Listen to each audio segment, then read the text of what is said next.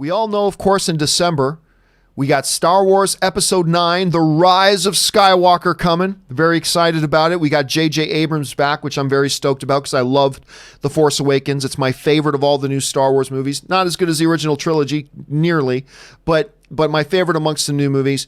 I like that he's coming back, all that kind of stuff. But one of the things I've been really excited about since Star Wars Celebration was that they announced to the world that Palpatine was coming back. Ian McDiarmid, the great one, coming back to play Palpatine again and all that kind of stuff. And I was very excited. Then we got to see Palpatine's in the new poster. So clearly he's coming back. How he's coming back, we don't know. What form is he coming back in? Like, did he survive the events of The Last Jedi? Is he some sort of specter or ghost? Is he a reincarnation? Is he a clone? Is he just real tough? I don't, none of that stuff I know, but I'm curious to find out. But amongst a lot of Star Wars fans who have been excited about the idea of Palpatine coming back, amongst another segment of Star Wars fans has been some question marks. The question being, is it even a good idea to bring Palpatine back? I mean, after what happened to him on that Death Star and the conclusion of the Vader story at that point, is it kind of, I don't know, is it kind of anticlimactic at this point to bring him back? Why bring Palpatine back? And these are legitimate questions. Well, in a new interview in Empire, the one and the only J.J. Abrams, who's of course directing the new film, he actually addressed that question about some of the criticism about bringing Palpatine back. And this is what he said. He said, "Some people feel like we shouldn't revisit the idea of Palpatine. And I completely understand that. But if you're looking at these 9 films as one story, I don't know many books where the last few chapters have nothing to do with those that have come before. If you look at the first 8 films, all the setups of what we're doing in 9 are there in plain view." So what this sounds like to me from J.J. Abrams is that Palpatine being the endgame of Episode 9 was always part of his thinking process. Like when he was doing Star Wars The Force Awakens, Palpatine's return was front and center in his mind. This is something he was pointing towards and he was building up to. Now, did I see it? No. But maybe after I see the movie, then it'll become brutally obvious. It's like once we see episode 9, we'll go, oh yeah, well crap, well this happening, that clearly pointed towards that. At least that seems to be what he's suggesting at this point. And to me, he raises a valid point.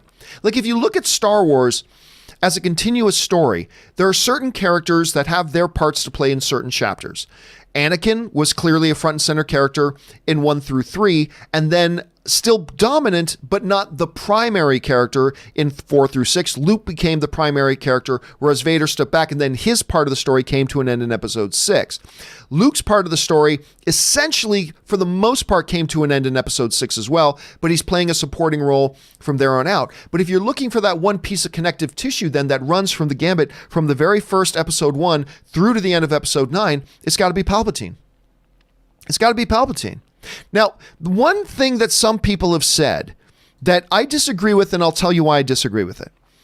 One of the things some people have said and commented on was that, well, and we've talked about it on the show before, some people will say bringing Palpatine back undermines and undoes and delegitimizes what Vader did at the end of Return of the Jedi, fulfilling the prophecy, so they say, of bringing balance to the Force. If Palpatine survived, then that makes what Vader did in Return of the Jedi meaningless.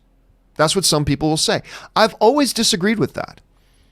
Because to me, even if Palpatine survived and is now back 4 decades later, that doesn't undo what Vader did.